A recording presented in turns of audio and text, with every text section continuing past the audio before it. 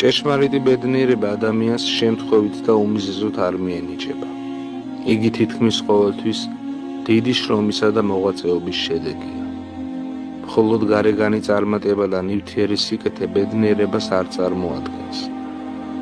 ჭეშმარიტი გზა, რომლითაც კაცს ამ ქვეყნად შესაძლო ბედნიერების მოპოვება ძალუძს, მაცხოვრის სიტყვებშია ნაჩვენები. ხოლო თქვენ ეძიებდით პირველად სასუფეველს ღვთისასა და სიმართლესა მისსა და ეს ყოველი შეგეძინოს თქვენ. ესე იგი უწინარის ყოვლისა ეცადეთ, რომ ღვთის სასუფეველი თქვენ სულებში დაარსდეს.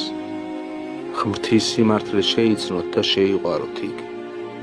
და მაშინ ყოველივე დანარჩენი, მშვიდობა, სიხარული და ამქვეყნიური საჭიროებანი თავისთავად მოგენიჭებათ.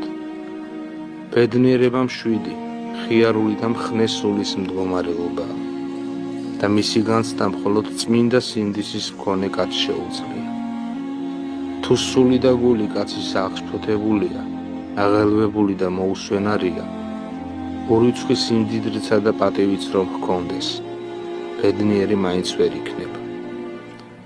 წინააღმდეგ შემთხვევაში, როცა კაცი დამშვიდებული და დაწყნარებულია, როცა იგი თავისი მდგომარეობით კმაყოფილია და მადლობელია ღვთისა, თუ გინდ ღარიბიც იყოს და მრავალი რამეც აკლდეს, იგი ყველა მდიდარ კაცზე უფრო ბედნიერი იქნება.